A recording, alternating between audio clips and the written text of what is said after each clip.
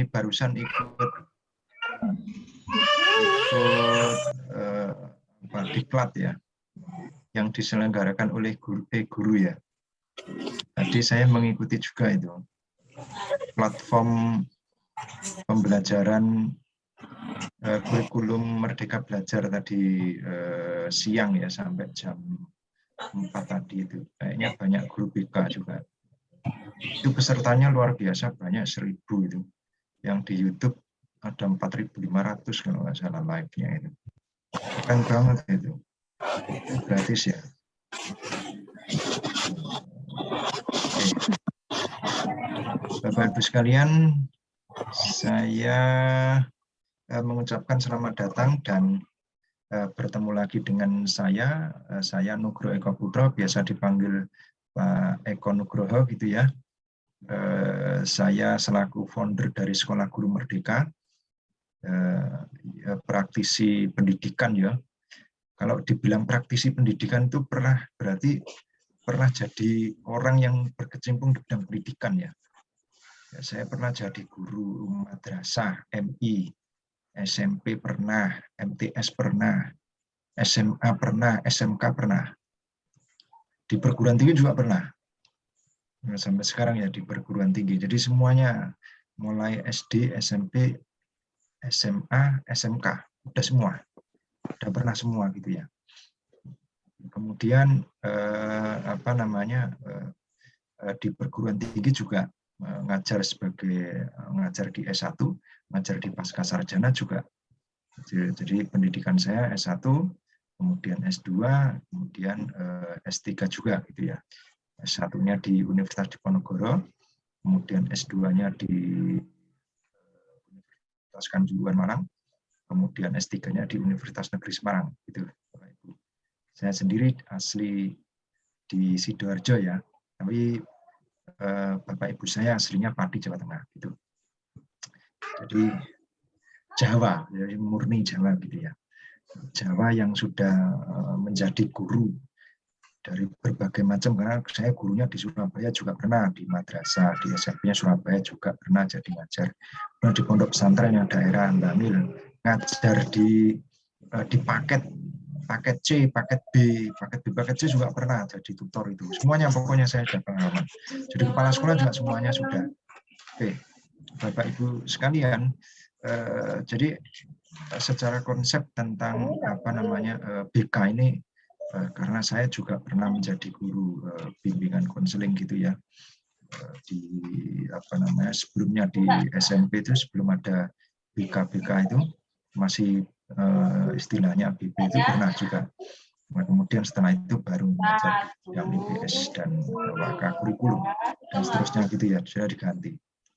Jadi secara konsep saya mengenal tentang BK itu, tapi secara praktek lebih jauh lagi. Jadi lebih membumi nanti kalau kita bicara tentang didik yang sedang kita hadapi sekarang ini.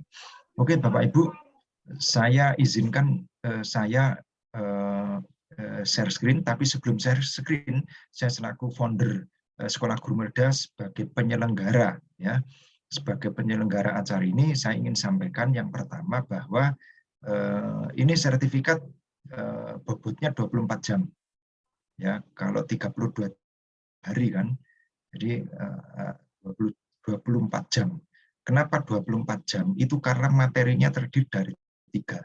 Satu, materi tentang layanan BK, itu kalau dibedah itu sampai setengah hari sendiri. Yang kedua tentang sosiometri itu kalau dibedah juga setengah hari. Kemudian yang ketiga adalah DCM, analisis DCM, daftar cek masalah. Semuanya itu kaitannya dengan guru BK yang kehebatannya Bapak Ibu ada di situ, kehebatannya itu ada di situ semua gitu ya.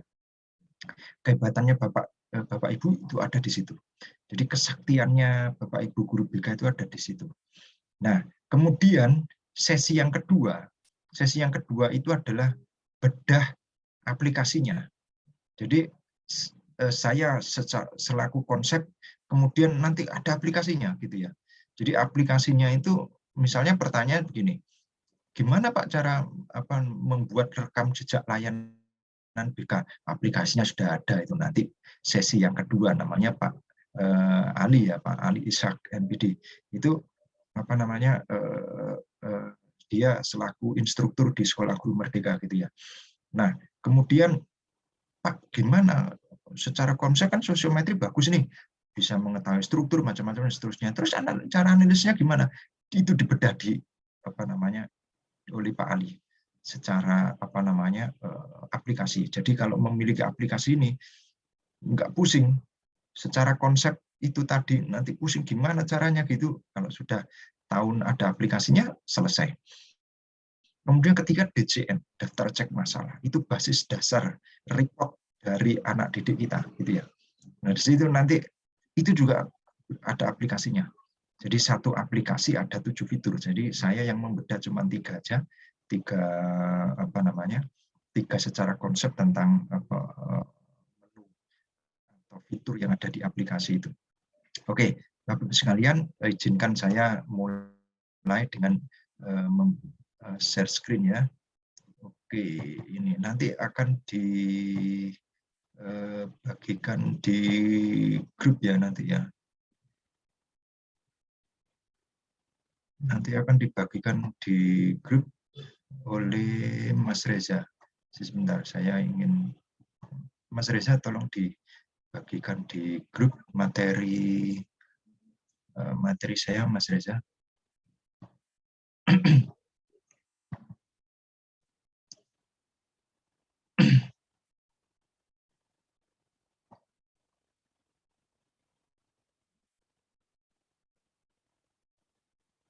Oke, Bapak Ibu. Saya share screen untuk materi saya. Oh, mana ya? Oh, ini, belum saya ini.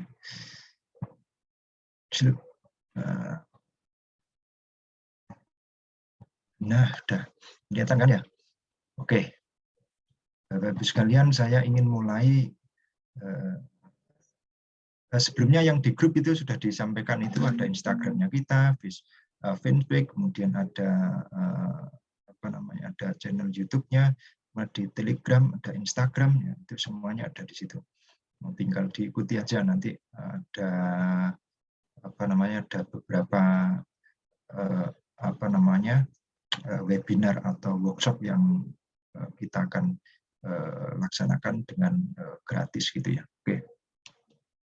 Bapak Ibu sekalian, saya ingin menyampaikan sebelum kita bicara tentang lebih jauh tentang layanan IK, kemudian sosiometri maupun DCM, kita lihat peta tugas dari seorang guru BK. Ini ya, tugas seorang guru BK. Nah ini, jadi Bapak Ibu itu wajib hukumnya melakukan assessment. Nah, assessment itu sama bahasanya assessment yang dilakukan oleh guru BK dengan assessment yang dilakukan guru mata pelajaran. Kalau guru mata pelajaran assessment-nya kan berupa angka itu ya. Rapotnya itu rekam jejaknya itu berupa rapot apa namanya, tugas harian kayak gitu ya. Kemudian rapot apa namanya, laporan leger ya, sampai muncul rapot akhir gitu ya, rapot yang semesteran itu sampai apa namanya tes-tes yang dilakukan. Nah, sementara guru BK tidak mengenal yang namanya angka-angka itu, berupa angka-angka itu. Jadi guru BK itu lebih mengenal apa namanya assessment. Nah, assessment-nya itu ada 2, satu teknik non-tes sama yang tes. Nah, kalau yang tes itu bisa juga nanti bisa juga tes psikologi. Tes psikologi itu ada 4 misalnya, intelijensi, bakat, minat, kreativitas. Nah, itu semua bisa dilakukan oleh guru BK. Tapi untuk disertifikasi belum ya. Itu ada namanya seorang psikolog, kemudian ada seorang konselor yang bersertifikasi.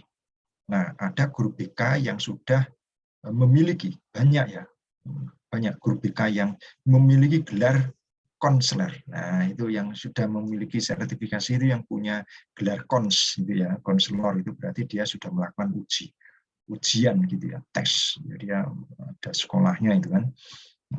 Ada sekolahnya, kemudian ada tesnya, kemudian muncul sertifikat sebagai seorang konselor. Jadi ahli ya, ahli. Jadi dia seorang konselor atau seorang guru BK itu memiliki 2 sertifikasi hebat. Yang pertama sertifikat sebagai seorang guru ya, guru-guru itu ya, guru BK gitu ya. Nah, kemudian yang kedua sertifikat sebagai seorang konselor atau sebagai seorang psikiater yang masuk di bidang pendidikan, seorang psikiater yang masuk di sekolah ya, yang akan melayani anak didiknya kita itu. Sehingga nggak perlu jauh-jauh ke misalnya ke seorang psikolog itu sebetulnya. Misalnya mau tes intelijensi misalnya, tes IQ itu nggak perlu jauh-jauh pihak ketiga perguruan tinggi, seorang konselor bisa itu. Jadi bisa aja kolaborasi.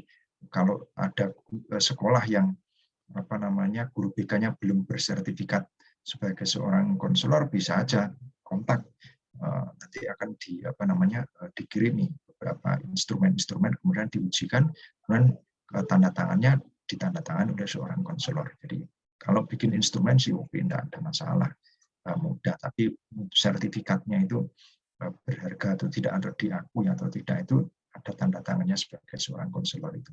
Oke, Bapak Ibu. Kemudian yang ini jauh lebih penting. Teknik non-tes. Nah, ini teknik non-tes itu adalah keahlian Bapak Ibu sekalian. Ini yang penting. Keahlian Bapak Ibu sekalian untuk mengungkap apa yang ada di kepala anak didik kita, apa yang dirasakan oleh anak didik kita, dan apa yang sedang dihadapi, baik kemarin itu ya, sisa-sisa permasalahan yang kemarin, latar belakangnya, kemudian yang sedang dihadapi, kemudian dan yang akan dihadapi. Itu banyak kasus-kasus yang semacam itu. Nah, kalau guru BK mampu membuat opini bahwa anak didiknya itu dia bicaranya, ini anak didik misalnya si Susi misalnya, Susi si milikiti weleh-weleh misalnya ya, Susi si milikiti weleh-weleh misalnya. Ini seorang guru BK itu bisa bercerita tentang latar belakang si Susi, ya, cerita latar belakangnya. Berarti kan dia bicara tentang sejarah anak ini. Data-datanya muncul. Kemudian si guru BK ini juga mampu menjelaskan tentang apa yang sedang dihadapi anak ini. Anak ini sedang menghadapi masalah. 1 masalah kesehatan, 2 masalah psikologi, kemudian 3 masalah masalah belajar. Yang ketiga masa depannya. Nah, karena yang sedang dihadapi dalam menghadapi konflik keluarga antara bapak dan ibunya, itu sedang dalam detik-detik akan berpisah misalnya begitu. Jadi masa depannya bagaimana itu, nantinya anak ini akan bagaimana. Nah, itu. Kemudian masa depannya lagi, dia bisa menerawang bahwa guru BK itu bisa menerang bahwa anak ini berbakat di sini, dia harusnya bekerja di sektor ini, dan seterusnya gitu ya. Atau dia sekolah harus sebaiknya itu di jurusan yang ini. Nah, itu tentang masa depan. Nah, kalau guru BK itu mampu menjelaskan per individu, bayangkan ini ya, per individu. Kalau kita bicara per individu, nah ini pasti Bapak Ibu akan mengalami konflik gitu ya, akan mengalami banyak hambatan ya, karena di guru negeri itu satu guru BK itu memiliki anak asuh misalnya sampai 300 sampai 400.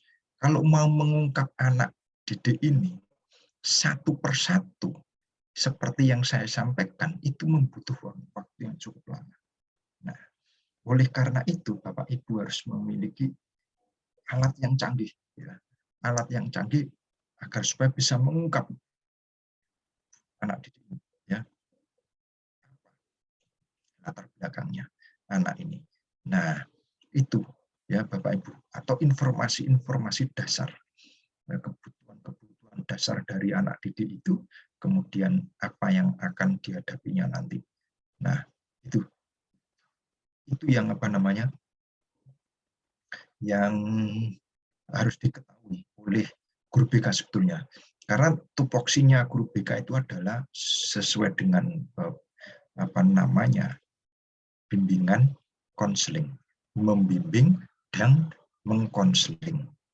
Nah, kalau sedang membimbing itu sedang melakukan pendampingan, ada inspirasi, memberikan inspirasi atau orang boleh mengistilahkan memberikan motivasi, tapi sebetulnya memberikan inspirasi bagi anak didiknya kita. Kemudian kalau dia sedang menghadapi masalah, dia bertindak untuk atas nama sebagai seorang konselor. Jadi yang dihadapi itu adalah klien atau konseling.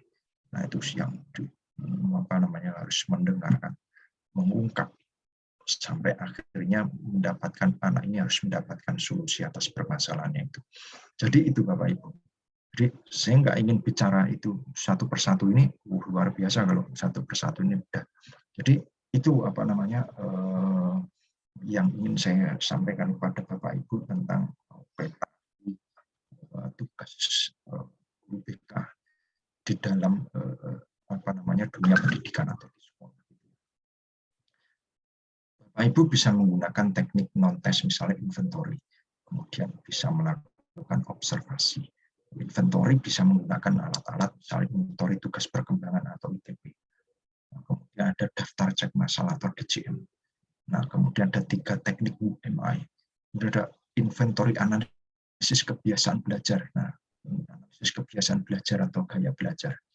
Nah, ini cukup, kalau kita bicara tentang teori, itu misalnya inventory tugas perkembangan misalnya, itu gimana itu ya?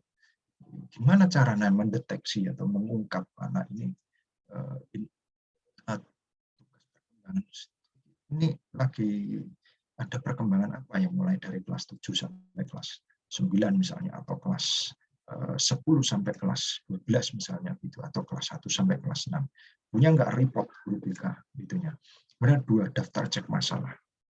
Nah, jadi masalah-masalahnya yang dihadapi itu sama atau enggak, beda atau enggak dari per semester atau dalam 1 tahun itu.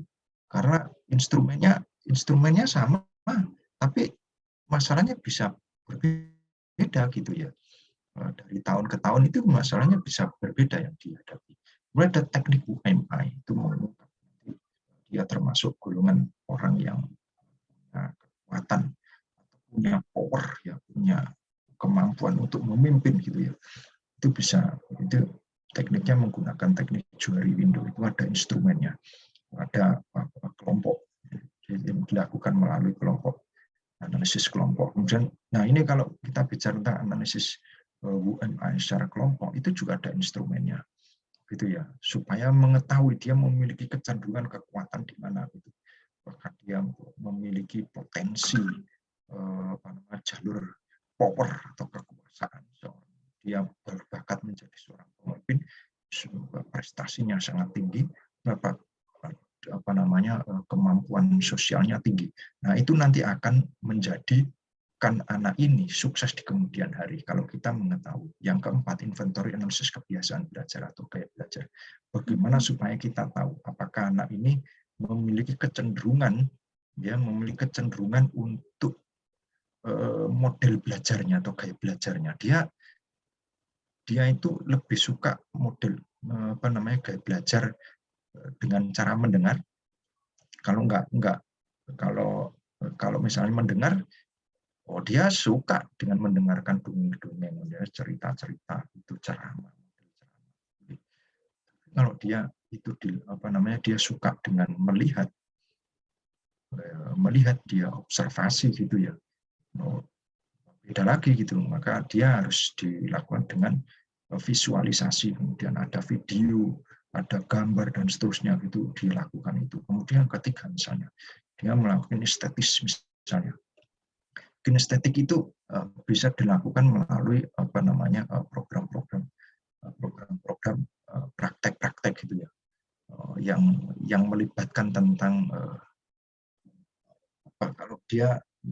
kalau dia misalnya belajar itu tangannya kayak saya nih, kalau ngomong begini itu nggak enak, tapi memang karena memang sudah ada kekuatan penegasan gitu Pak, dengan model gaya-gaya begini itu ya. Jadi itu beda-beda antara anak didik yang satu dengan anak didik yang lain. Pertanyaannya bagaimana cara mengetahui gitu ya, sehingga nanti bisa digunakan untuk pembelajaran gitu ya, teknik pembelajaran atau teknologi pembelajaran atau model pembelajarannya itu. Jadi nanti metode belajarnya itu didasarkan atas analisis dari gaya belajar. Itu juga ada ada aplikasinya. Semuanya ini pakai instrumen, ada aplikasinya. Tinggal diklik kemudian selesai gitu. Jadi Bapak Ibu tidak perlu khawatir. Jadi Bapak Ibu cari, miliki semua aplikasi-aplikasi yang terkait dengan memudahkan Bapak Ibu untuk melaksanakan tugas-tugas untuk mengungkap. Kalau tidak, sulit Bapak Ibu nanti. Seperti yang saya gambarkan, pertanyaan mendasarnya dari orang tua itu cuma begini. Saya mau, sini orang tua datang, saya mau, Ibu Siti Fadilah, misalnya Bu Siti Fadilah sebagai seorang guru BK atau seorang wali kelas misalnya, gitu ya. Saya ingin tahu perkembangan anak saya selama kelas 1, selama kelas 7. Selama kelas 7 ini anak saya bagaimana gitu. Kalau Bapak Ibu menjelaskan hanya berdasarkan pembelajarannya, misalnya mau matematikanya bagus, anak ibu itu bagus, pintar, cerdas gitu. Itu tidak menjawab. Jadi tidak menjawab sepenuhnya. Agamanya bagus misalnya. Agamanya bagus itu dari mana itu? Karena nilai agamanya bagus misalnya ya. 9 gitu ya. Nggak ada sekarang nilai yang jelek itu nggak ada. Nilainya bagus semua. Loh, kalau dilihat di rapot itu wali muridnya itu girap-girap itu. Shock berat itu. Melihat nilai anak-anak zaman sekarang itu, rapot zaman sekarang itu shock berat pasti. Karena istilah tidak boleh memberikan angka atau nilai di bawah KKM gitu ya. Meskipun sekarang Merdeka Belajar tidak ada istilah KKM. Tapi saya yakin Bapak Ibu tidak mungkin memberikan nilai anak itu 6, itu tidak mungkin. Apalagi 7, pasti di atas 75 gitu. Atau 7,5 misalnya dan satuan. Itu 75, harusnya 8 gitu. Zaman kita dulu, angka 8 itu ngeri. Itu hebat itu luar biasa, pokoknya angka 8 itu luar biasa, apalagi 9, keren. Jadi angka 7 aja itu udah luar biasa kok, gitu ya. Saya pernah dapat angka itu 5 gitu. Rapot itu 5 gitu, merah itu zaman dulu. Itu kan rapotnya kalau angka merah itu kan bisa nggak naik, tapi setelah itu setelah nggak masuk selama 2 bulan 2 minggu itu karena harus dirawat di rumah sakit karena kecelakaan itu, kemudian meloncat gitu ya, tiba-tiba meloncat kemudian menjadi ranking 6 gitu ya, karena dengan nilai angka-angka yang bagus gitu. Nah itu enggak masuk gitu. Kenapa dia bisa seperti itu gitu? Kenapa dia bisa seperti itu? Yang mampu menjawab itu adalah guru BK ya, dengan berbagai macam asesmen yang dilakukan. Nah, itu tadi hanya berdasar inventory. Nah, yang kedua, observasi. Nah, kemudian kapan misalnya itu? Misalnya ini observasi, pedoman, daftar cek, catatan, anekdot, skala penilaian, alat-alat mekanik, dan seterusnya itu. Terus pertanyaan, kapan ini Bapak Ibu melakukan ini? Terus alatnya punya nggak aplikasinya? Kalau nggak punya, terus bikin, terus kemudian dianalisis sendiri pakai Excel gitu ya, angka-angka, pakai rumus dan seterusnya, keren. luar biasa itu. Guru BK-nya luar biasa, pokoknya keren banget kalau dia menggunakan analisis itu secara manual. Kemudian dia pakai wawancara. Nah, kalau wawancara itu bagaimana? Wawancara terstruktur atau wawancara semi terstruktur atau wawancara bebas gitu ya. Mengundang anak, kemudian di hadapannya, kemudian melakukan wawancara, ngobrol lah gitu ya. Istilahnya pakai wawancara, tapi sebetulnya ngobrol. Kalau Anda ketemu dengan guru BK, insya Allah saya ajak ngobrol, selesai masalah. Itu harus ada di dalam pikirannya guru BK gitu ya. Yang ketiga, itu adalah pakai angket. Yang keempat itu pakai angket. Ya, angket ada instrumen-instrumennya. Mau dilakukan apa? Angketnya itu untuk apa? Ya. Kemudian kelima itu ada susumetri. Nah, susumetri itu untuk mengetahui struktur sosial di dalam kelas. Kemudian autobiografi yang saya sampaikan itu. Bagaimana bayangkan Bapak Ibu guru BK itu melakukan riset autobiografi anak didik. Bayangkan, luar biasa itu. Menulis autobiografi dirinya sendiri, saya sendiri, itu aja susah. Begitu bagaimana nulisnya gitu. Ada nggak itu produknya gitu? Ada nggak dokumennya tentang autobiografi anak didiknya kita itu? Saya yakin sedikit sekali guru BK yang melakukan assessment tentang autobiografi anak, karena dia sendiri tidak menuliskan tentang autobiografi dirinya sendiri. Gitu. Kemudian studi dokumenter, nah ini luar biasa ini, analisis deskripsi siswa, kumulatif record pribadi, kartu pribadi, itu keren banget ini. Kemudian ada studi kasus, ada kasus-kasus ini yang masuk ke ranah di layanan BK yang anak-anak yang mengalami kasus atau melakukan penyimpangan. Kalau di dalam istilah sosiologi itu, psikologi itu melakukan penyimpangan, perilaku menyimpang. Tapi kalau di dalam sekolah itu adalah melakukan pelanggaran tata tertib sekolah, gitu ya.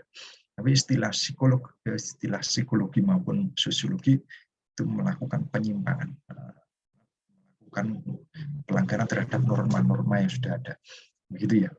Jadi ini petanya Bapak Ibu. Pertanyaannya begini Bapak Ibu, apakah ini ya assessment ini Bapak Ibu harus dilakukan semua oleh guru BK?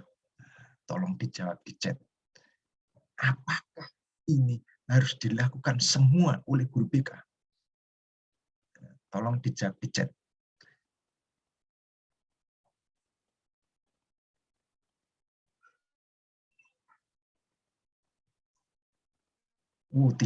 Tidak semua. Oke. Tidak, pasti ada alasannya ini. Ada lagi Bapak Ibu sekalian? Iya, harus dilakukan semua. Tidak, iya harus dilakukan. Bisa kalau dengan wali kelas maupun guru mata pelajaran. Oke, bisa. Ada lagi yang mau menjawab. Semua dilaksanakan oleh guru BK. Wih, keren. Menyesuaikan sikon. Wih, keren. Menyesuaikan sikon. Oke. Ya. Oke, menyesuaikan. Nah, idealnya iya, tapi jika kurang, mana tadi? Idealnya iya, harus kerjasama dengan wali kelas. Harus melihat kebutuhan. Keren ini. Semua harus dilakukan oleh guru BK. Menyesuaikan sikon idealnya, tapi jika kurang mampu bisa kerjasama dengan pihak lain. Tidak karena melihat kebutuhan siswa. Ya, harus dilakukan guru BK.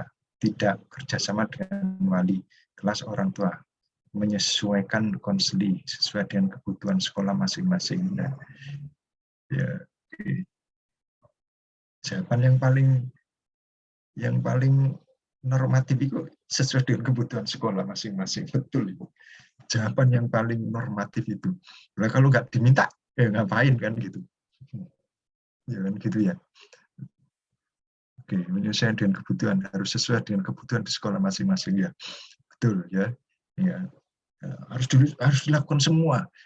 Idealnya memang harus dilakukan semuanya. Nah, pertanyaannya begini misalnya, tes intelijensi dilakukan nggak gitu? Tes bakat minat dilakukan nggak misalnya? Tapi ada ekstra, ada output, ada keluarannya gitu.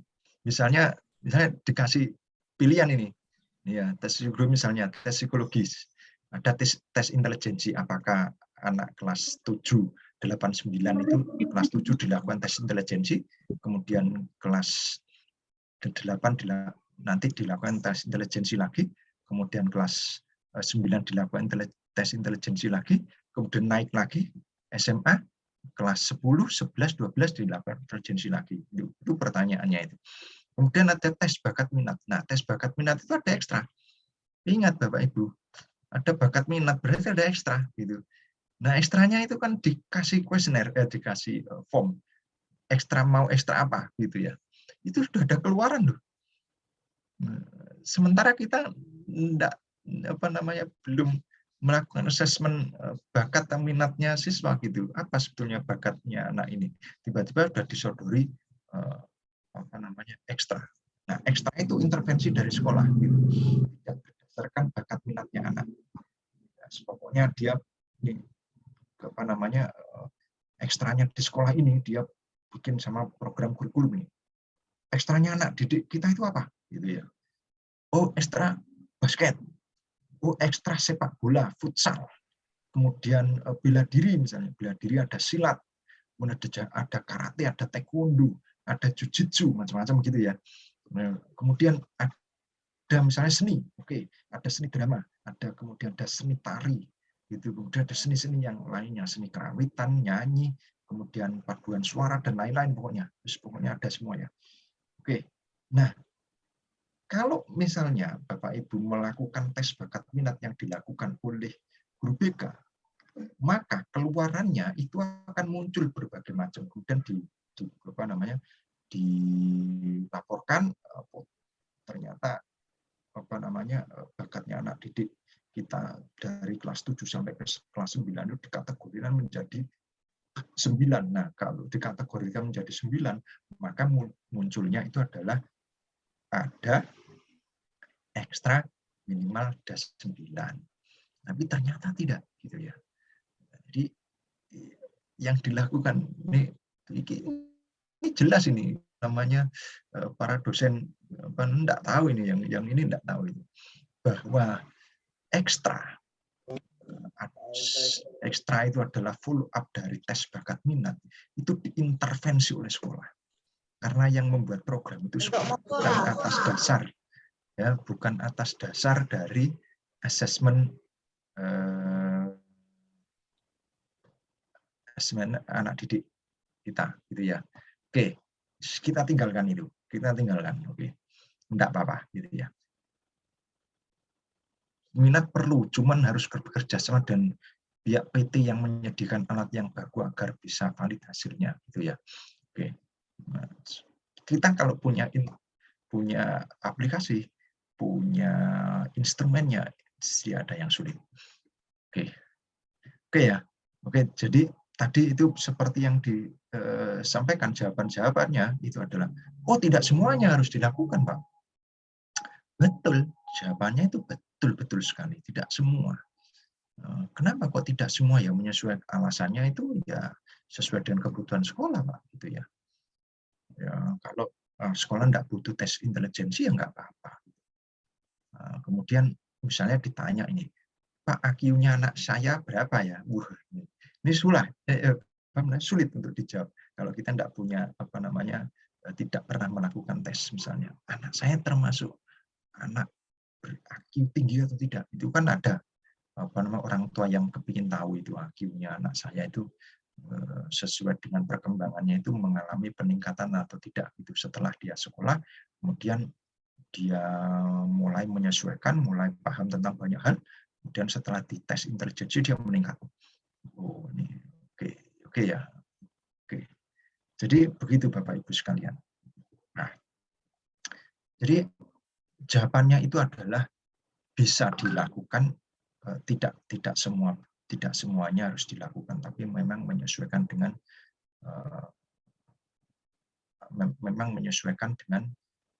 kebutuhan sekolah Bapak Ibu sekalian ya.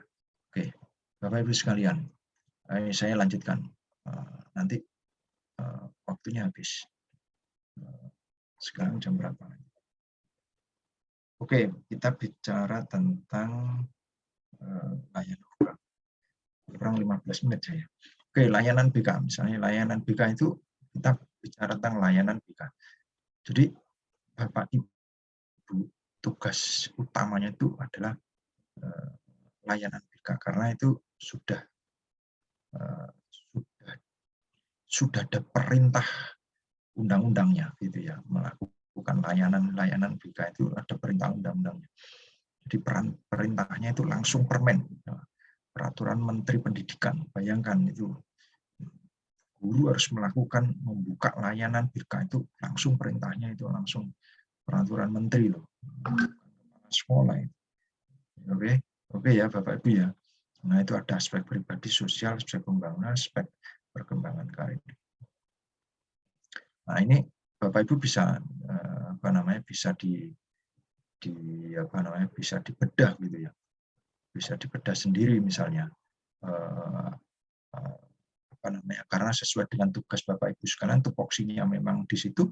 Jadi saya nggak ingin bicara masuk di situ karena kalau sudah satu-satu seperti yang saya sampaikan itu setengah hari sendiri gitu. Oke, kemudian tujuan itu ini merencanakan, mengembangkan seluruh potensi, menyesuaikan diri dengan lingkungan, mengatasi hambatan kesulitan yang dihadapi. Itu ada 4 pelayanan tadi itu di situ ya, mengembangkan seluruh potensi, pengembangan potensi. Nah itu potensinya anak ini apa gitu. Pertanyaan mendasar wali murid itu begini, Pak, Bu, ini datang ke sekolah ini.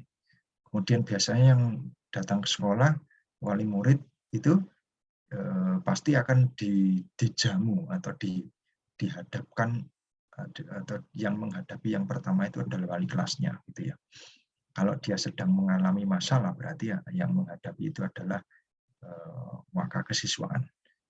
Nah, waka kesiswaan memanggil guru BK gitu biasanya begitu. Tapi apakah prosedurnya itu sering mengundang guru BK untuk menghadapi wali murid apakah? Nah, misalnya wali murid itu pertanyaan sederhana sekali. Misalnya begini pertanyaannya, Bu, Pak, saya kepingin tahu apa potensi anak didik saya selama sudah sekolah di sini itu. Misalnya sudah 1 semester di sini, Pak. Kira-kira potensi anak saya itu di mana gitu? Apa potensinya? Loh, itu pertanyaan dasar itu. Pertanyaan dasar, pertanyaan gampang, jawabannya sebenarnya gampang tapi sulit akhirnya. Potensinya apa ya misalnya? Apa ya jawabannya gitu misalnya potensi anak saya itu apa? Ya, anak saya ini. Nama anaknya panjenengan siapa? Nama anak saya itu adalah misalnya Rahmi misalnya. Anak saya namanya Rahmi. Nah, anak ini karena tidak pernah dia tidak viral, tidak pernah viral gitu ya. Dia hanya anak biasa-biasa aja gitu ya. Jadi nggak cukup dikenal. Maka wali kelasnya yang tahu. Kalau waka kesiswaan pasti nggak tahu. Wah, nggak tahu saya itu. Gimana cara jawabnya? Di kelimpungan. Dikiranya kalau sudah wali murid datang kemudian menanyakan anaknya itu pasti ada masalah. Ternyata dia pertanyaan cuma satu aja. Itu baru satu itu. Anak saya itu potensinya apa? Dan waka kesiswaan jelas tidak bisa menjawab. Yang kedua, dia akan memanggil wali kelasnya. Wali kelasnya aja, wali kelasnya. Suruh panggil dulu, datang. Wali kelasnya datang. Dia ditanya, ini ibu ini mau menanyakan, kepingin tahu apa potensinya Rahmi, si Rahmi itu. Ibu tahu nggak jawabannya? Waduh, gimana ya? Nah ini susah kan ini. Kemudian, wah, terus gimana ini? Terus tanya siapa ini? Masa kita nggak bisa jawab ini? Nah, maka yang paling paling kompeten untuk menjawab apa potensi anak saya itu memanggil guru BK. Nah, guru BK pasti akan membuka dokumen-dokumen layanan. Dia akan membuka dokumen-dokumen asesmen yang sudah pernah dilakukan. Salah satunya yang paling gampang itu membuka dokumen bakat dan minat anak didik untuk memahami potensi anak saya apa. Nah, itu ya, Bapak Ibu ya. Dia memiliki kecenderungan tentang akademis, Bu, sehingga nilai matematiknya bagus pasti, fisikanya bagus, begini. Tapi dia agak turun, misalnya tidak turun di sosialnya, Bu. Jadi anak ibu itu berkawan dengan ya cuma empat orang aja itu di sekolah ini. Jadi kalau dia nggak cocok, dia nggak akan dia akan nggak berteman dengan dia itu. Ya jauh lah, pokoknya just to hello aja misalnya di dalam kelas kayak gitu. Kemudian yang kedua, anak ibu itu potensi dia memiliki kecenderungan kinestetik misalnya dia kecenderungan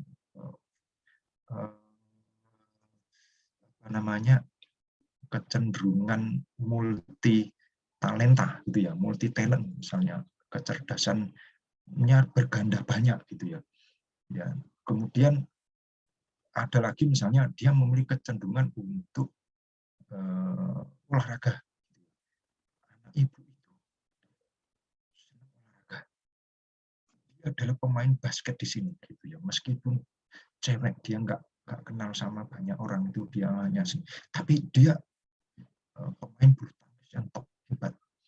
Nah, itu dia jago bulu tangkis di sini. Ibu tahu nggak anak ibu itu?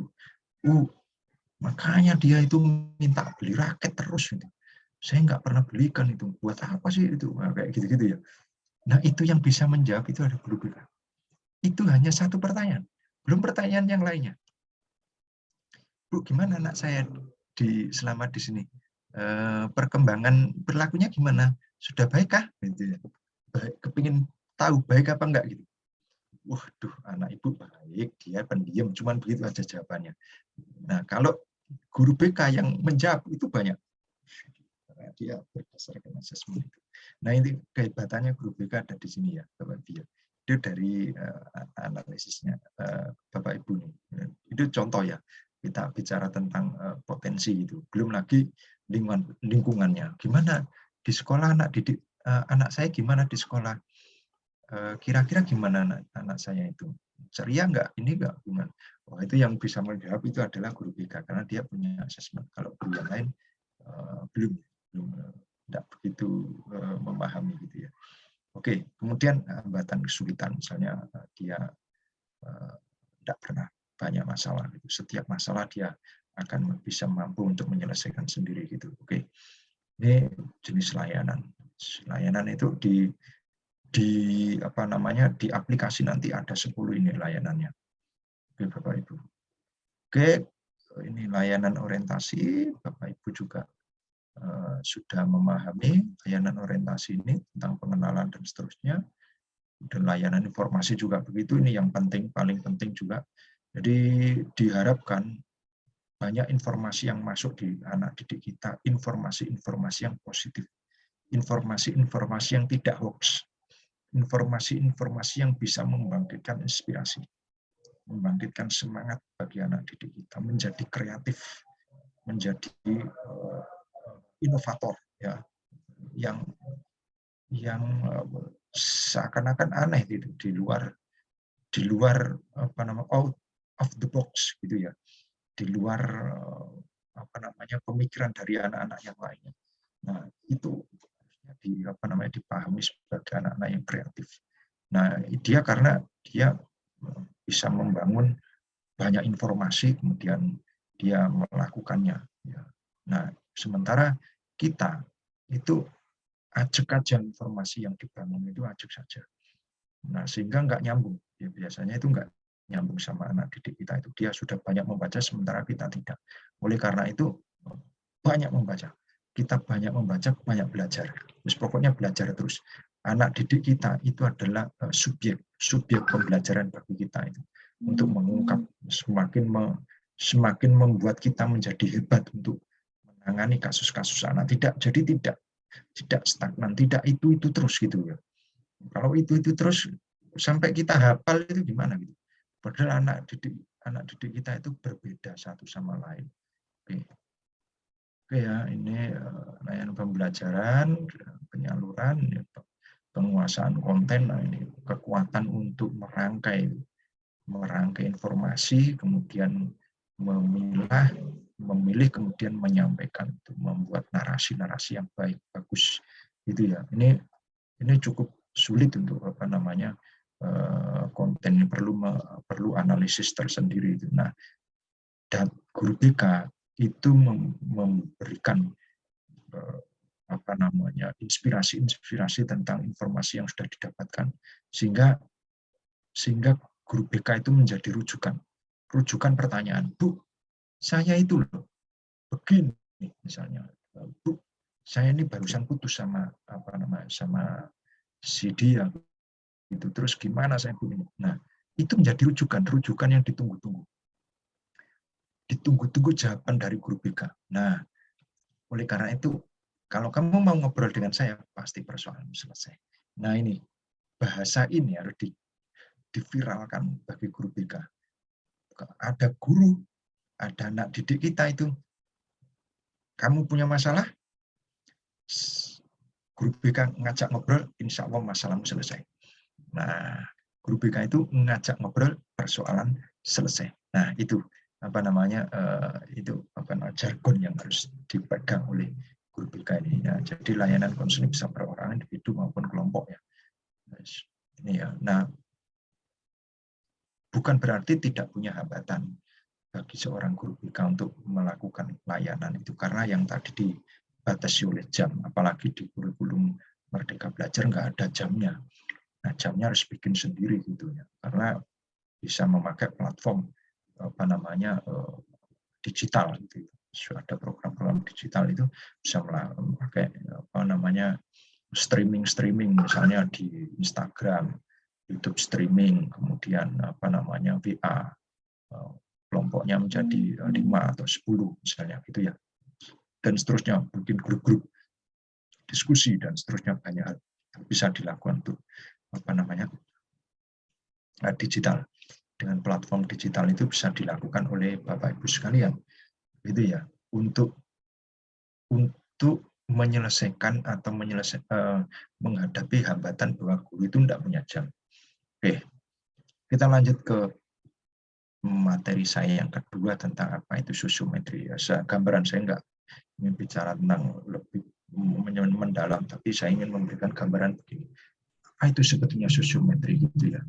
Kenapa itu harus dilakukan? Jadi kalau Bapak Ibu melakukan analisis sosiometri, itu Bapak Ibu akan mengetahui pola hubungan antara anak didik kita itu, antara si A dan si B, kemudian antara si A dan ABCD, teman-temannya yang lain. Kemudian Bapak Ibu bisa tahu tentang kelas ini dengan kelas itu, di kelompok ini dengan kelompok itu yang ada di dalam kelas misalnya. Kita masuk ke dunia kelas dulu. Nah, kemudian Bapak Ibu bisa mengetahui tentang struktur sosial kelas. Jadi ada kelas menengah, kelas atas, kelas bawah, kelas menengah, kelas bawah. Itu bisa diketahui Bapak Ibu ya. Yang mengetahui itu guru BK. Bayangkan guru BK, kehebatannya, kesaktiannya, tidak pernah masuk kelas, tapi bisa menjelaskan tentang struktur sosial kelas. Bayangkan Bapak Ibu, fasih untuk bicara tentang struktur kelas, kelas sosial. Nah itu, ini kelas atas, ini kelompok orang kaya, ini kelompok kelas menengah, ini kelompok orang miskin. Misalnya begitu, fasih banget tentang bicara tentang struktur sosial kelas itu ya. Ini kelas A, kelas 7A, kelas 10A, kelas 8B, kelas 8F dan seterusnya gitu.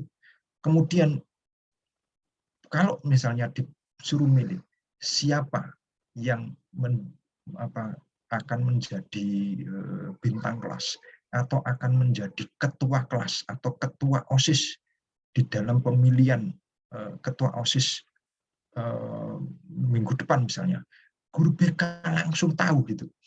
Karena dengan punya analisis sosiometri ini, analisis sosiometri ini misalnya Bapak Ibu, itu sama dengan bisa mengetahui tentang popularitas anak didik kita itu. Yang mana itu elektabilitasnya keren jauh. Kalau bicara tentang politik ya sekarang ini misalnya ya lagi tren-trennya yang paling populer siapa, yang memiliki elektabilitas tinggi siapa, sehingga bisa tahu. Guru BK tidak perlu masuk kelas, tapi bisa tahu kalau pemilihan ketua kelas pasti dia ini, saya tahu. Kalau pemilihan ketua OSIS saya tahu pasti dia, gitu ya. Nah, itu. Kemudian guru BK bisa tahu siapa dekat dengan siapa, sahabatnya siapa, pacarnya siapa, gitu. Kemudian teman belajarnya yang dipilih itu siapa, gitu ya. Termasuk siapa bos geng. Siapa kalau kita bicara tentang bos geng itu ya. Siapa anak didik yang paling berpengaruh. Berpengaruh itu ya pokoknya geng itu ya. Pokoknya anak yang cukup berpengaruh lah gitu ya. Kalau nggak boleh bicara tentang paling nakal itu ya cukup berpengaruh, memiliki power gitu ya. Nah, itu bisa digunakan oleh ibu guru, oleh wali kelas. Biasanya bisa disuruh-suruh sini. Kamu misalnya itu kalau guru benci sama anak ini itu keliru. Karena dia bisa dimanfaatkan. Harusnya itu dijadikan teman kemudian karena kita bisa memanfaatkan pengaruhnya dia untuk anak didik. Karena dia anak-anak itu takut semua sama dia karena dia geng. Dia ikut geng motor kayak apa tapi dia cukup berpengaruh di situ. Dia harus apalagi guru BK dia harus bersahabat dengan itu. Nah, karena nanti akan mengetahui misalnya di luar apa yang dilakukan di aktivitas di luar anak didik kita itu kehebatan yang lainnya bagi guru BK menjadi ilmu laduni lah bagi guru BK itu. Kalau dalam konteks pendidikan itu kok bisa tahu ya guru BK tahu tentang kebiasaannya di luar itu ya. Karena tadi itu guru BK kan ngobrol sama anak didik kita itu, apalagi itu bos geng itu harusnya guru BK paling dekat dengan anak-anak itu semua gitu. Karena cukup berpengaruh gitu. Nah, Bapak Ibu sekalian, dengan analisis sosiometri itu, Bapak Ibu tahu semua gitu ya. Anak yang tidak masuk selama 1 minggu tidak perlu guru BK itu tidak perlu home visit, nggak perlu kontak sama orang tua, nggak perlu. Apakah anaknya itu ada di rumah atau tidak perlu. Ya, guru BK itu pasti akan mengetahui kenapa anak ini nggak masuk selama 3, 4 atau 5 hari. Itu yang tahu. Ini kalau kita bicara tentang tanpa keterangan yang nggak masuk pokoknya 5 hari berturut-turut itu misalnya. Guru BK itu akan tahu. Dia akan mencari informasi itu dari teman atau teman dekatnya. Nah, teman dekatnya siapa itu tinggal dibuka aja analisis sosiometri. Misalnya si Rudi, klik Rudi, oh ini teman dekatnya, selesai. Berarti teman dekatnya kita panggil. Saya ingin ngobrol sama kamu lah, gimana? Tentang apa? Enggak tentang kamu, tentang si Rudi. Gimana Rudi? Macam dia akan cerita. Kamu tahu nggak Rudi itu nggak masuk selama 5 hari? Ya tahu dong. Masa saya nggak tahu, saya sahabatnya. Nah, itu akan tahu secara mendetail. Tidak perlu kontak sama orang tuanya, tidak perlu home visit. Bapak Ibu tahu. Tapi sebagai kewajiban untuk melakukan home visit ya datang aja. Tapi sebetulnya kita datang. Kita nanti datang ke rumah orang tuanya, itu kita sudah mengumpulkan materi gitu ya. Menjaga-jaga kalau orang tuanya nggak tahu kalau anaknya itu sudah nggak masuk selama 5 hari.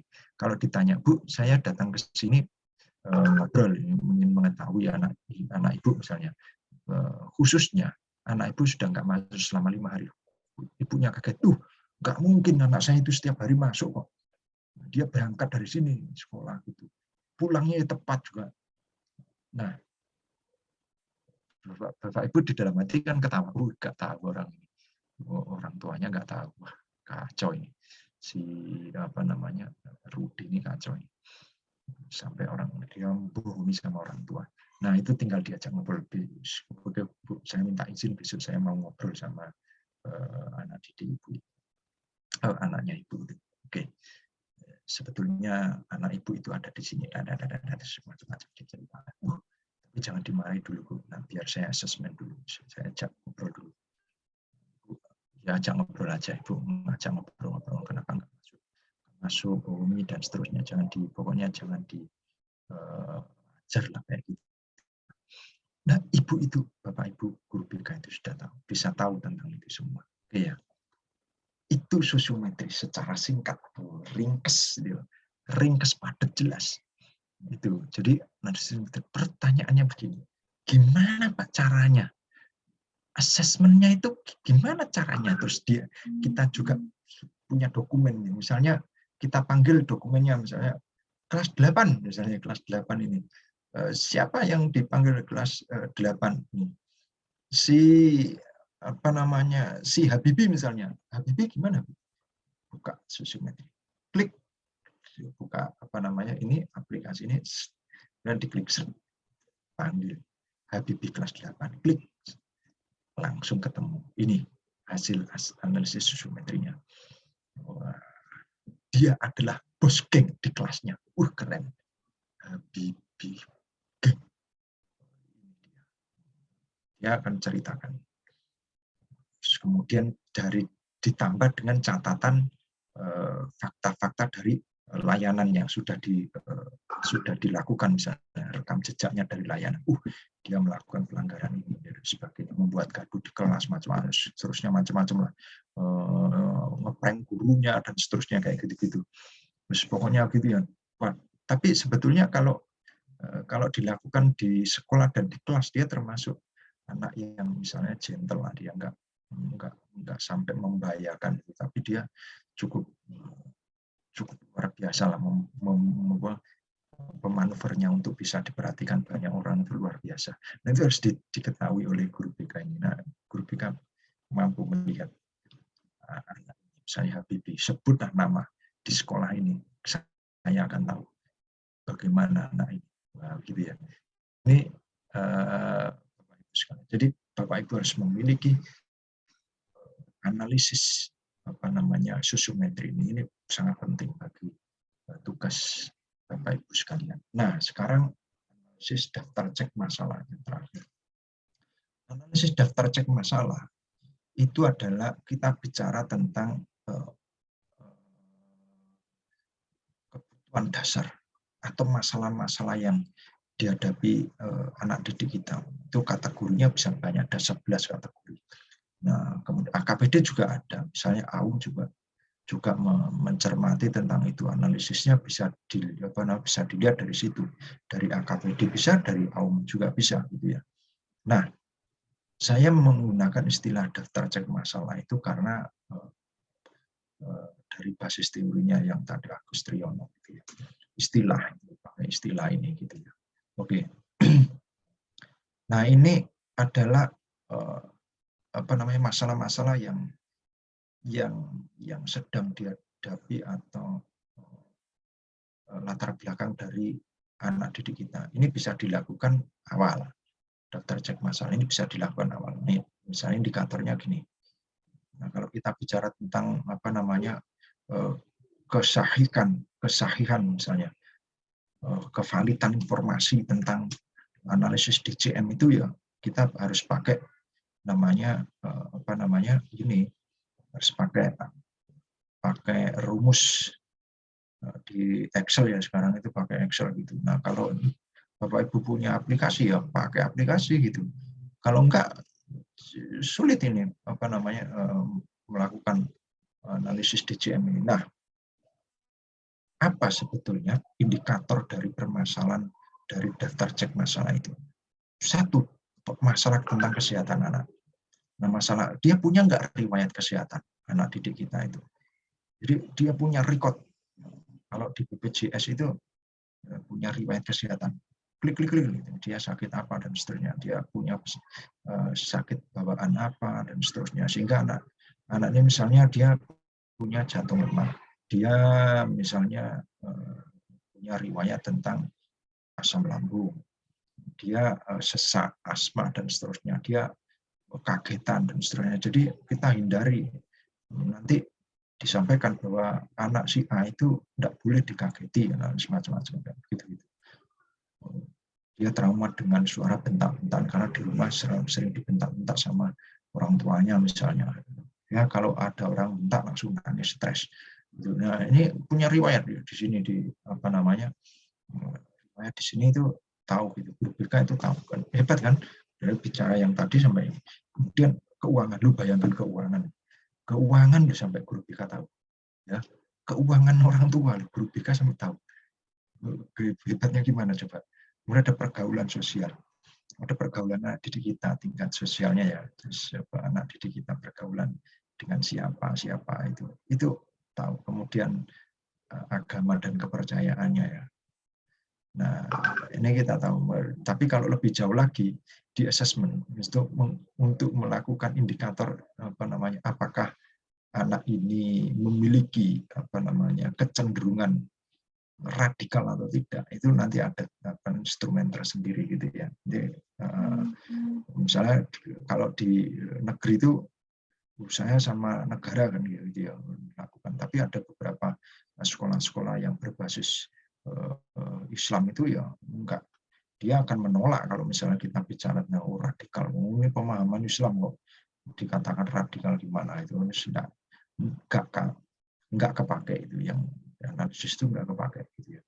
Kalau sekolah-sekolah swasta yang berbasis sekolah-sekolah nasional gitu ya, karena apa namanya sekolah yang di sekolah di situ itu banyak gitu, agamanya variatif gitu ya, itu bisa dilakukan apa namanya tes-tes yang menjurus kepada radikalisme dan seterusnya gitu.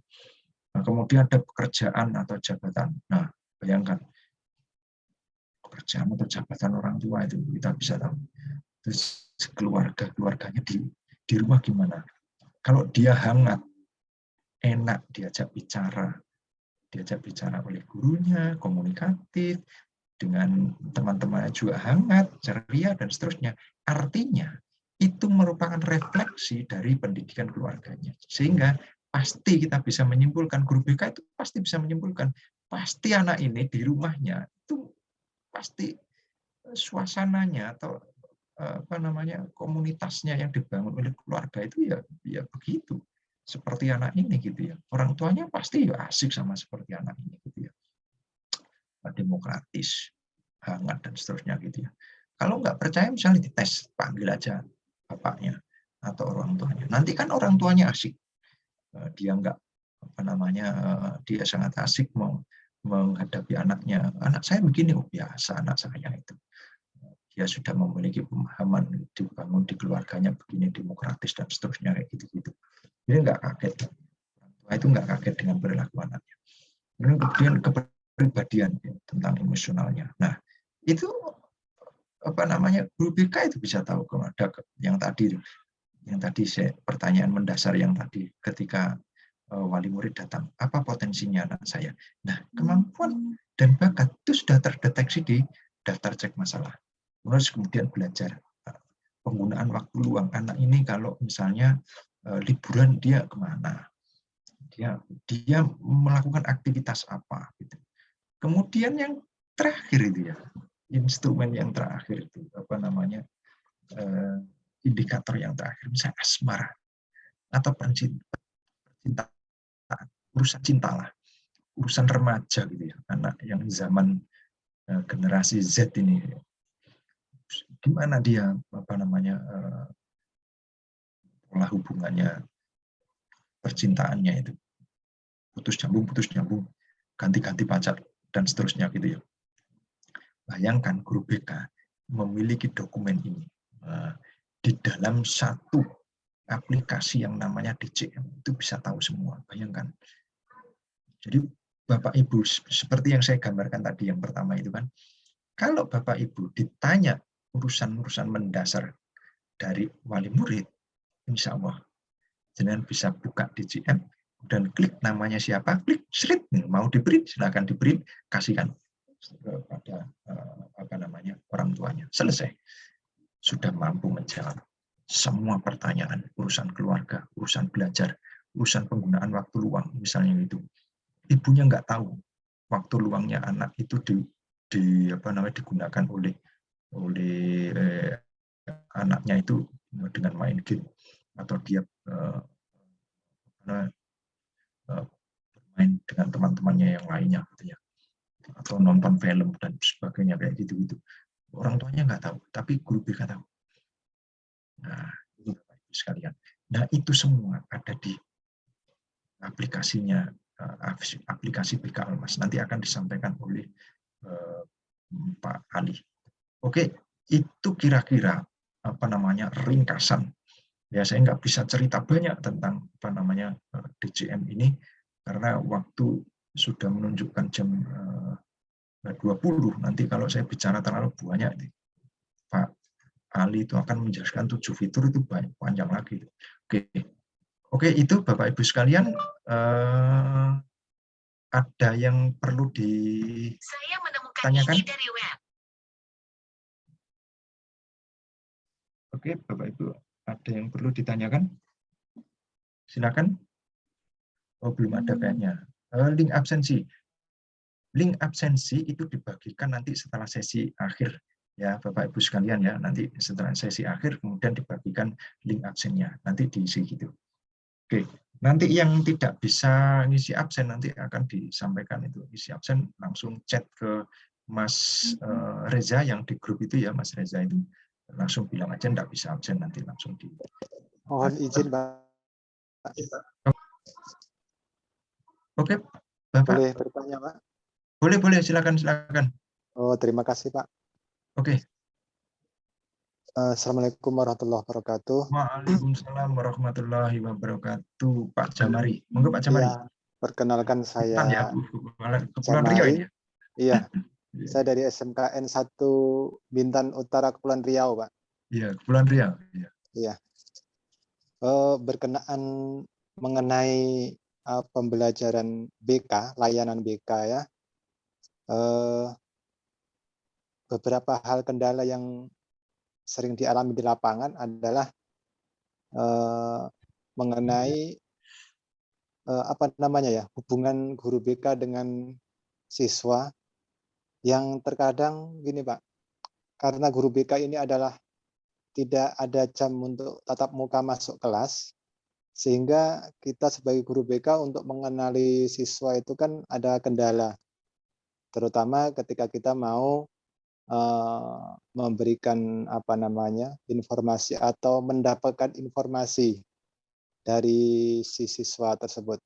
Terkadang ketika kita mendapat laporan dari wali kelas itu ibaratnya gini Pak, posisi itu sudah siswa ini sudah mengalami akut ya, tingkat akut lah ya Pak ya, ibaratnya, sehingga penanganannya ke guru BK posisinya sudah pada posisi yang sudah mengkhawatirkan gitu. Padahal seharusnya kan gini Pak, jauh-jauh hari sebelum anak ini mengalami kendala atau permasalahan mengenai hambatan sekolah, kalau bisa kan siswa jangan sampai memiliki masalah sekolah ini sudah mendekati yang mengkhawatirkan. Kalau di urut-urutan pelaporan siswa ini ketika sudah mendapatkan SP ya Pak ya, SP1, SP2 itu baru naik ke guru BK Pak. Jadi posisi siswa ini udah rawan gitu. Sehingga sehingga sulit ketika kita mau menangani siswa ini, posisi sudah memang anak ini ke belakangnya sudah sulit untuk didandani gitulah Pak. Maka kalau boleh diusulkan gitu Pak, di sini saya menyampaikan supaya guru BK ini diberikan waktu untuk masuk ke ruang dengan waktu yang tertib gitu Pak. Terkadang contoh Pak, ketika ada informasi yang perlu disampaikan. Saya mengambil mapel pelajaran lain. Jadi kalau kita mengambil mapel pelajaran lain, ibaratnya informasi itu tidak tidak tuntas gitu ya, karena kita ngambil pelajaran guru lain gitu. Nah, jadi dari situ Pak, tingkat kedekatan kita dengan siswa juga kurang dekat Pak, karena kita ketemunya setelah anak ini bermasalah gitu, bukan dari awal sebelum anak ini punya masalah gitu Pak. Nah, itulah yang kami hadapi di lapangan, kira-kira kendala yang bagi kami Pak, hambatan yang kami temui di lapangan itu Pak. Terima kasih Pak. Assalamualaikum warahmatullahi wabarakatuh. Waalaikumsalam warahmatullahi wabarakatuh. Langsung dijawab saya. Ya, Pak Jamari ya, SMK Bintan di Kepulauan Riau ya. Begini Pak, kalau usulan, saya kepala sekolah ini, usulan ini kalau diusulkan di kurikulum Merdeka Belajar sudah nggak ada Pak.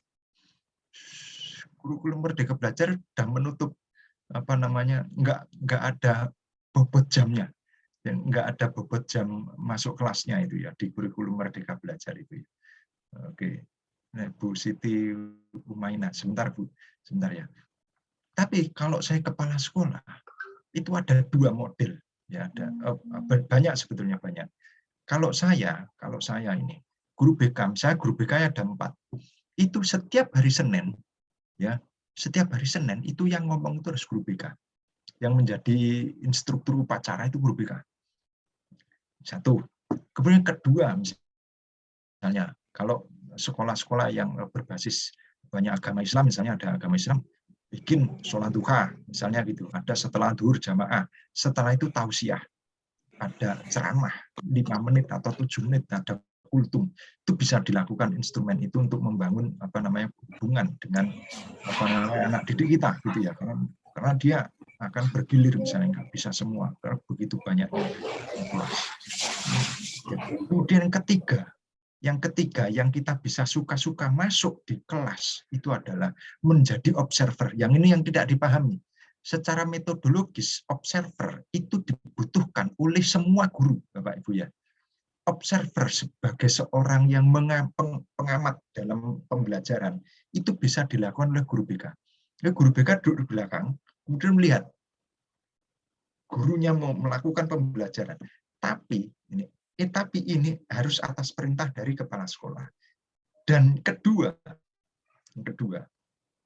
ini harus ada kelegoan, ya, kelegoan dari guru mata pelajaran yang dilihat. Tapi kan coba bayangkan, Ibu, Bapak, Pak Jamari membayangkan aja, misalnya, mohon maaf misalnya gitu ya, sama Bu Siti Umaina, misalnya Bu Siti Umaina, mohon maaf saya mau jadi observer di kelasnya panjenengan misalnya, saya mau ada di situ ya kurang lebih sekitar 15 atau setengah jam ada di situ misalnya observer untuk mengamati anak-anak didik selama pembelajarannya Ibu Siti Umaina. Kira-kira Bu Siti Umaina sebagai guru mata pelajaran, misalnya pelajaran bahasa Indonesia, mau nggak gitu?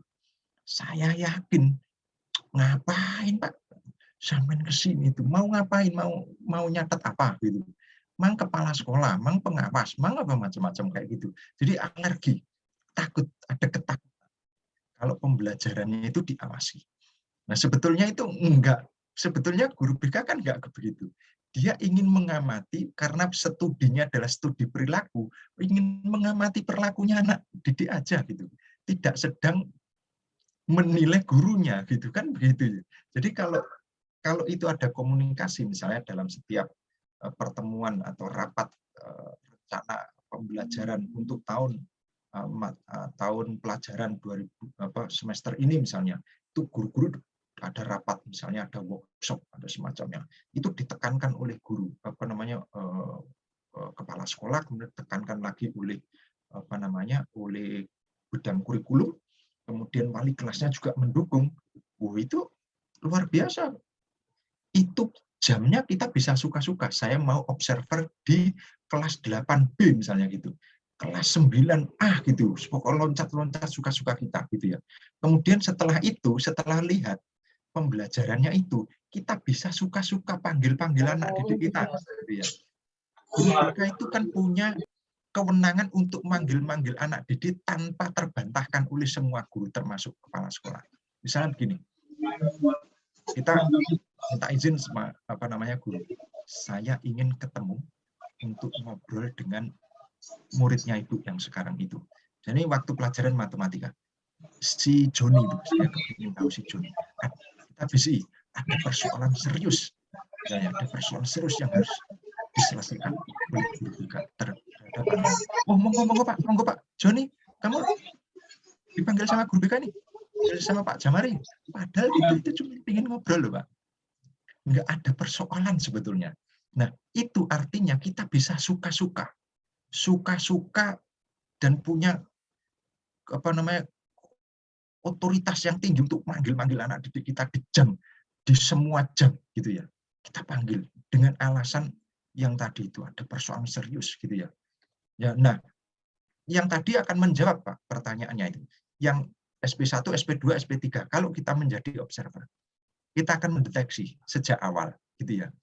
Tapi ini kita ini ya, kalau guru BK-nya itu sebagai tukang catat, polisi moral, tukang catat tata tertib, pelanggaran tata tertib, itu bisa mendeteksi, Pak.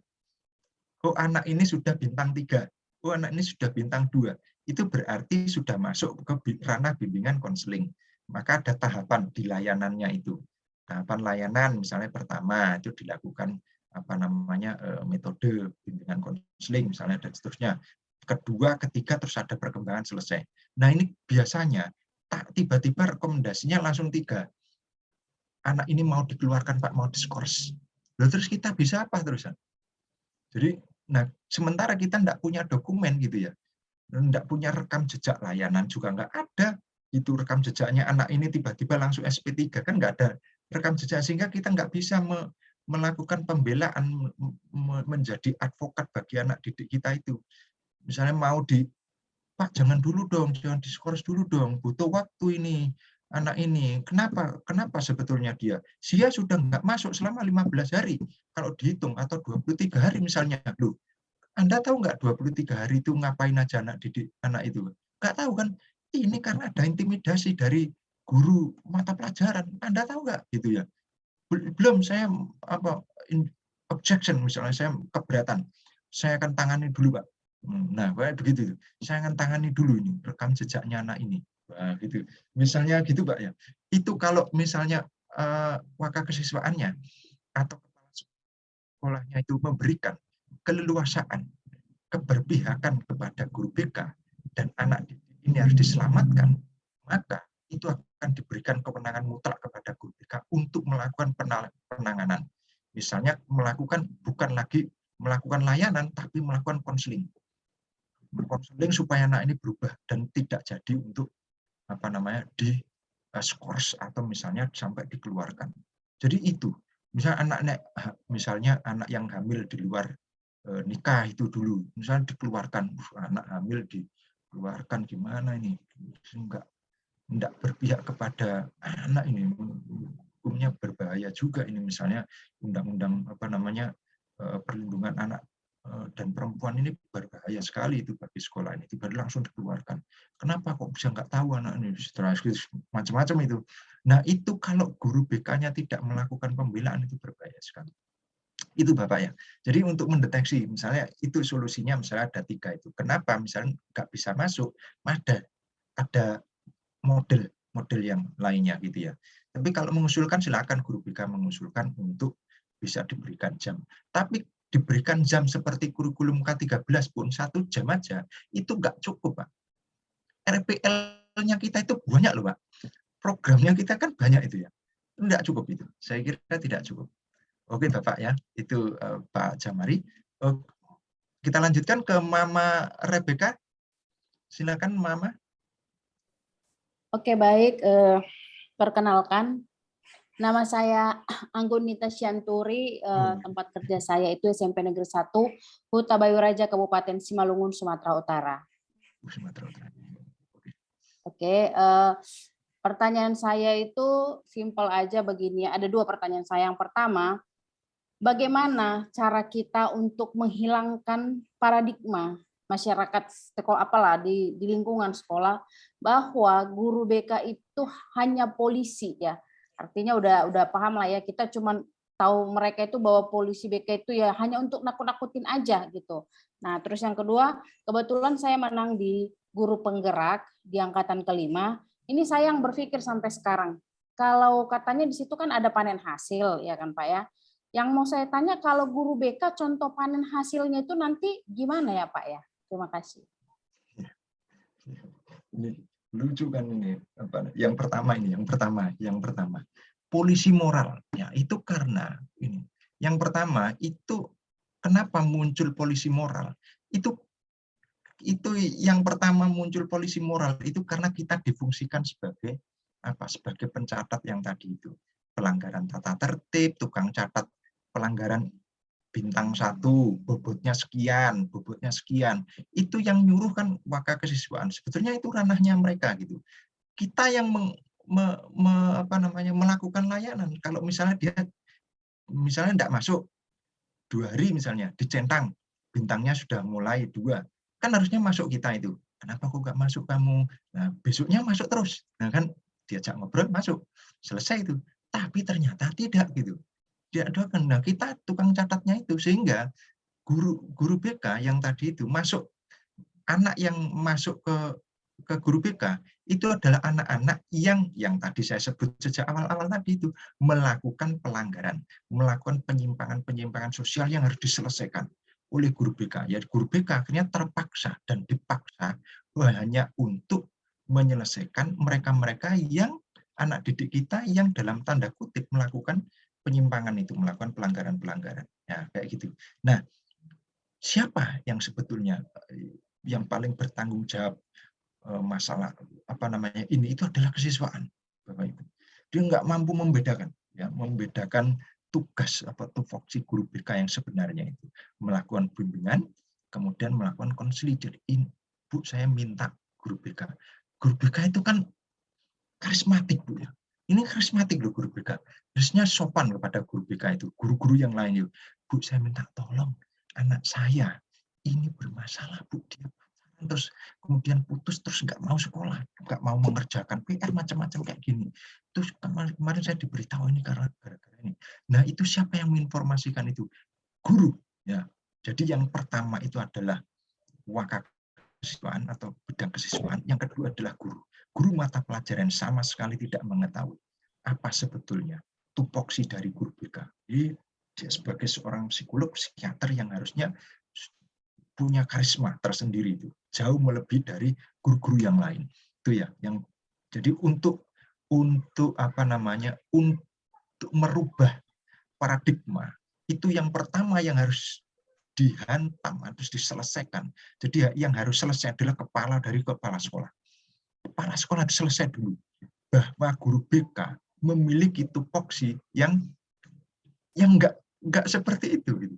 Sehingga dia pidatonya misalnya sebagai instruktur instruktur upacara, udah rapat-rapat itu menyampaikan yang itu gitu ya. Ini pertama itu kepala dari pemahaman paradigma dari kepala sekolah. Yang kedua itu adalah paradigma dari pejabat-pejabat yang lainnya itu, khususnya kurikulum ya, supaya memberikan jam ya ekstra gitu ya, pertemuan-pertemuan yang ekstra yang lainnya.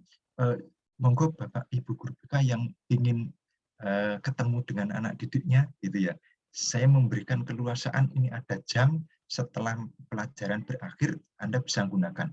Anda bisa menggunakan Zoom, Anda bisa menggunakan ini bebas di tempat. Kayak begitu-gitu ya. Itu ada bobotnya misalnya. Kemudian kesiswaan.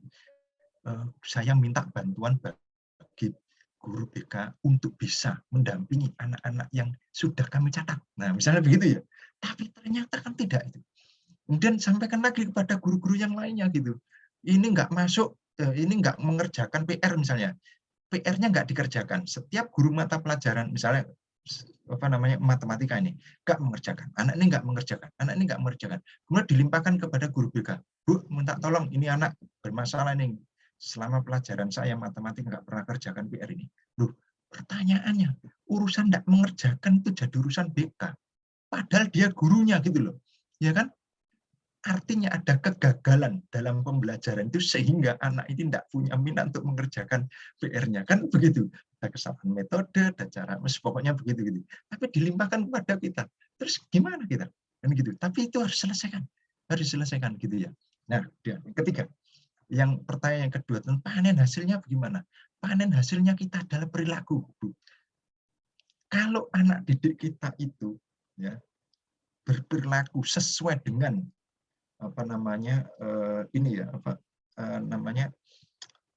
moto sekolah, idealisme sekolah itu ya, lupa saya namanya, istilahnya apa, Bu? Misi ya, visi misi sekolah. Anak ini lulus misalnya dengan SKL, dia bisa hafal, misalnya kalau di sekolah Islam, dia bisa hafal juz amma misalnya begitu ya. Dia mampu menyelesaikan, misalnya dia mampu tidak melakukan pelanggaran dan seterusnya gitu ya.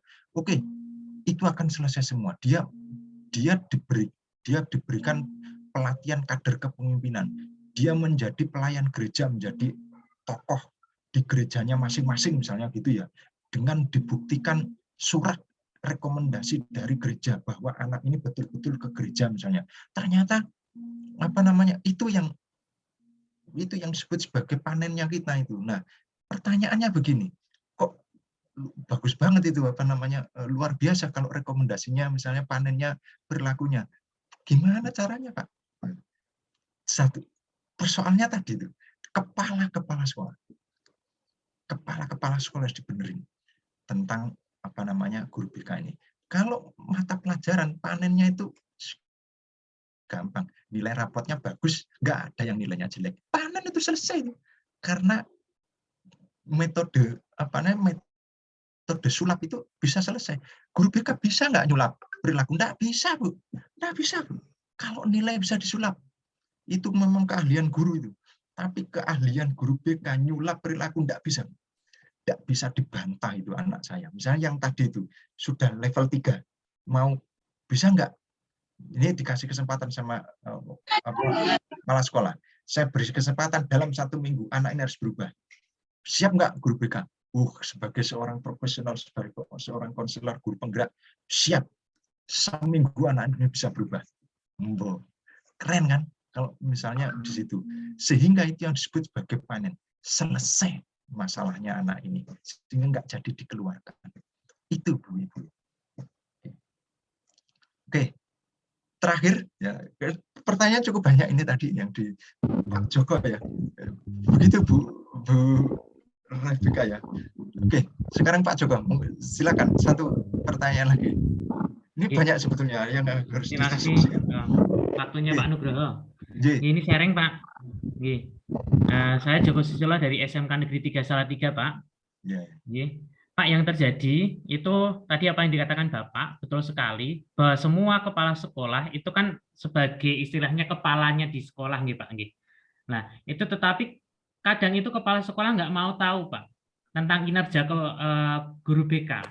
Itu biasanya ya kamu itu kan di bawahnya kekesiswaan, ya makanya harus kerjasamanya dengan kesiswaan gitu Pak. Nah, itu yang makanya persepsi yang salah itu loh Pak. Makanya kepala sekolah nggak tahu itu. Nah, setiap ada masalah selalu yang dikasih tugas selalu langsung ke guru BK. Nah, itu gimana Pak untuk bisa memberikan istilahnya itu masukan kepada kepala sekolah untuk bisa mengetahui atau memahami tentang tugas tupoksinya dari guru BK itu Pak. Seperti itu Pak. Terima kasih. Jadi sebetulnya jawabannya kalau instan itu ya, cepat, padat, jelas, langsung selesai. Itu adalah kepala sekolahnya harus guru BK. Selesai. Jadi persoalan di sekolah itu pasti selesai. Kalau kepala sekolahnya itu guru BK. Keren kan Pak ya? Selesai itu Pak. Jadi nggak ada masalah lagi. Polisi moral selesai. Apalagi yang tukang catat itu yang masalah-masalah selesai semua. Ya, karena yang tahu tentang perilaku anak didik itu adalah guru BK. Itu ya, Mbak ya. Itu yang pertama. Yang kedua, kalau misalnya tidak harus mengganti guru BK yang jadi kepala sekolah, isi kepala yang tadi saya sebut, yang sebut-sebut, isi kepalanya apa namanya, kepala sekolah itu paradigma pengetahuan ya tentang perilaku gitu ya, sama-sama sekolah pendidikannya sampai S2 misalnya, sampai ada yang S3, tapi tetap tidak memahami gitu ya, memahami konsep perilaku tadi itu. Jadi konsep perilaku itu tidak dipahami, sehingga itu menjadi kewenangannya guru BK misalnya, diserahkan sama ahlinya adalah guru BK, itu tidak dilakukan gitu ya. Nah, apalagi misalnya ditambah dengan kesiswaan gitu. Terus pokoknya urusannya sama kesiswaan deh, gitu ya, misalnya gitu ya. Itu sama juga, ininya nggak sama gitu. Saya yakin bapak ibu ketemu sama kesiswaan pasti bentrok, bertengkar pasti sudah, karena konsepnya nggak sama. Ya, cara memecahkan masalahnya tidak sama. Ya, kita butuh waktu, butuh konseling, ya. Sementara dia centang, ini nggak bisa ini, gitu. Ini harus selesai ini, pokoknya ini harus ditindak tegas ini, kayak gitu-gitu kan. Nah, sementara perilaku itu nggak bisa dieksekusi model semacam itu gitu ya. Oke, Bapak Ibu. Jadi sekali lagi Bapak Ibu, yang pertama kali harus dilakukan itu adalah kepala sekolah harus mengikuti seminar-seminar model kayak gini. Seminar-seminar BK itu harus diundang kepala sekolah supaya paham. Seminar-seminar tentang BK ini ya, kan banyak seminar-seminar BK tentang bakat minat maksud harus dihadiri oleh kepala sekolah. Tidak hanya guru BK. Jadi guru BK banyak pemahamannya, banyak kehebatan, yang sudah punya riwayat konseling hebat lah pokoknya menyelesaikan masalah, itu dibuat tidak berkutik dengan perilakunya anak didik karena ada intervensi dari kepala sekolah atau kesiswaan. Saya kira itu Bapak Ibu sekalian. Oke, kita lanjutkan sesi kedua. Saya harus menyampaikan permohonan maaf yang sebesar-besarnya, masih banyak pertanyaan yang di kolom chat ini, ada yang banyak yang raise hand. Saya mohon maaf sekali tidak bisa menjawab karena waktunya malam ya, di wilayah Indonesia Timur itu sudah menunjukkan jam 10 ya, jam setengah 11 ya. Jadi mohon maaf, kita lanjutkan langsung ke Pak Ali ya. Oh, Pak Samuel ya. Disimpan aja Pak ya, ikut aja besok Pak Samuel. Pak Samuel besok ikut lagi ya, nanti bisa langsung diskusi nanti, karena malam ini karena di wilayah Indonesia Timur sudah jam menunjukkan setengah 11. Oke. Oh ya Pak Samuel. Minta maaf, selamat malam. Ya, selamat malam Pak. Satu ya. Ya, saya kebetulan dari NTT Bapak. Dari SMA Negeri Orientasi NTT Nusa Tenggara Timur. Dan memang kebetulan saya kepala sekolah dan memang juga jebolan dari guru BK juga, latar belakangnya guru BK. Saya tadi mendengar tentang bagaimana peran kepala sekolah untuk teman-teman guru BK ini bisa eksis di sekolah, jangan sampai dicap tidak ada kerjaan, kemudian hanya dijadikan sebagai pelengkap di sekolah. Ini memang perannya banyak kepala sekolah yang tidak memahami fungsi daripada guru BK itu sendiri. Yang tadi disampaikan bahwa diberi tugas tambahan, bahkan hanya ngurusnya piket, hanya ngurusnya catat-nyatat itu. Tetapi begini yang saya mau sampaikan kepada kita semua, bahwa memang harus ada regulasi yang jelas untuk BK itu. Kalau bisa ada minimal 1 jam 1 minggu untuk kelas, agar guru BK ini bisa pengakuan peserta didik kepada guru BK itu sangat penting. Kalau tidak ada jam, guru BK itu tidak ada nyali, Bapak. Karena apa?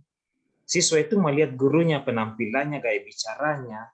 Kalau hanya sebatas ada waktu lowong, semua gurunya ada tertib. Kalau gurunya tidak tertib, ya guru BK-nya bisa masuk. Tapi kalau semua guru BK, semua guru mata pelajaran diberikan tugas oleh kepala sekolah dan harus menuntaskan dia punya target kurikulum, guru BK tidak bisa kerja, Pak.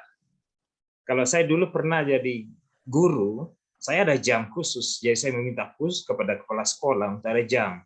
Ya, bagaimana menggunakan non-tes tadi itu ada angket, sosiometri, dan ditindaklanjuti. Kalau tidak ada jam khusus itu agak repot. Misalnya sosiometri, kita masuk di semua kelas. Kalau kita hanya mengisi waktu jam guru yang tidak masuk, ini tidak akan selesai, karena ya kalau dijadwalkan berarti minggu ini angket sosiometri, minggu depan kita beritahukan dia punya hasil dan tidak lanjutnya seperti apa. Jadi kalau bisa regulasi tentang guru BK masuk di kelas itu sangat penting, Bapak.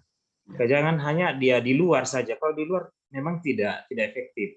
Jadi kalau saya punya guru sekarang, ada 2 guru BK dan saya juga guru BK.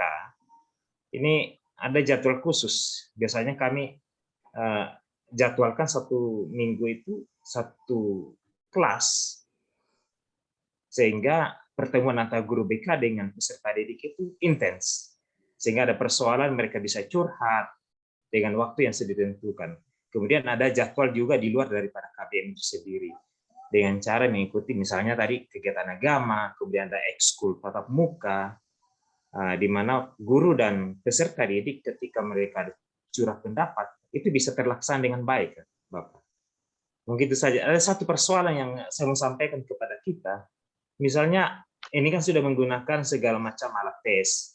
Terus ditemukan ada yang paling parah. Ini saya contohkan. Pernah terjadi. Ini ada peserta didik yang sudah di SMA tapi tidak tahu baca tulis.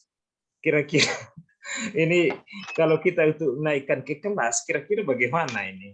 Apakah saya harus mereferal ke sekolah luar biasa atau bagaimana? Karena setelah temuan dia sekarang masih di kelas 10. Agak repot juga kalau dia naik kelas, kalau dia nulisnya tidak jelas, bacanya tidak jelas, guru BK ada pusing. Kok ini anak bisa masuk SMA tapi tidak terbaca tulis? Nah, ini mungkin bagaimana caranya untuk peserta didik seperti ini. Terima kasih, Bapak. Halo, selamat malam. Selamat malam, Pak Samuel. Saya menjawab 1 menit aja ya, Pak. Pak Samuel. Jadi yang pertama itu saya mengucapkan selamat, Pak, karena satu-satunya mungkin dari sekian banyak itu kepala sekolah dari guru BK. Mungkin di sekolahnya Bapak satu di antara sekolah lain yang memberikan jam di kelas ya. Bagi guru BK ya. Jadi sekolah lain tidak, Pak. Kasihan, Pak. Ya mereka itu yang tadi persoalannya itu butuh jam. Yang kedua misalnya gini. Yang kedua yang tadi itu misalnya sudah SMA nggak masuk kelas. Pertanyaannya begini. Itu waktu di SMP gimana itu kan gitu kan. Kok bisa naik kan gitu. Nah, boleh jadi itu tidak dilakukan assessment. Lakukan assessment-nya itu adalah apakah dia termasuk anak berkategori ABK. Nah, ABK kan tidak bisa nulis misalnya disleksia, misalnya tidak bisa baca karena hurufnya mundar-mandir gitu kan. Nah, pertanyaan begitu sehingga dia gaya belajarnya model diceritakan, harus nonton nonton video dan seterusnya kayak begitu. Sehingga ada treatment khusus, makanya disebut sebagai ABK itu. Dia masuk sekolah normal. Jadi tidak apa-apa, Pak, misalnya gitu. Jadi kita tidak bisa nggak boleh misalnya membedakan itu ya. Terus anak ini harus kalau begitu diselesaikan di SLB aja, jangan, Pak. Kasihan, Pak, karena mereka dia sudah bersosialisasi ketemu dengan teman-teman yang lain sehingga dia sangat percaya diri ketemu meskipun tidak bisa baca, Pak. Ketemu dengan teman-teman yang lain sehingga dianggap bahwa dia sudah normal, Pak, menjadi manusia yang normal yang diterima oleh teman-teman yang lain. Tapi tiba-tiba nanti dieksekusi bahwa anak ini Bu karena nggak bisa baca, nah itu sebaiknya di SLB misalnya itu kurang Pak. Jadi oke. Jadi ini jawaban singkat aja, Pak. Ini yang begitu-begitu misalnya harus di asesmen dulu, misalnya pihak ketiga bisa didatangkan, misalnya psikiater bisa dilakukan itu untuk melakukan asesmen dia termasuk kategori sintong yang mana di dalam ABK itu. Saya kira itu Bapak Ibu. Saya mohon maaf sekali lagi masih ada banyak ini yang bertanya. Oke, mohon maaf nanti besok kita ketemu lagi misalnya gitu ya yang belum puas dengan jawaban besok ada materi lagi sama tapi Bapak Ibu bisa masuk lagi gitu. Terima kasih saya berikan kesempatan kepada Pak Ali yang sudah siap-siap kayaknya. Terima kasih, mohon maaf sekali lagi. Assalamualaikum warahmatullahi wabarakatuh. Selamat malam. Waalaikumsalam warahmatullahi wabarakatuh.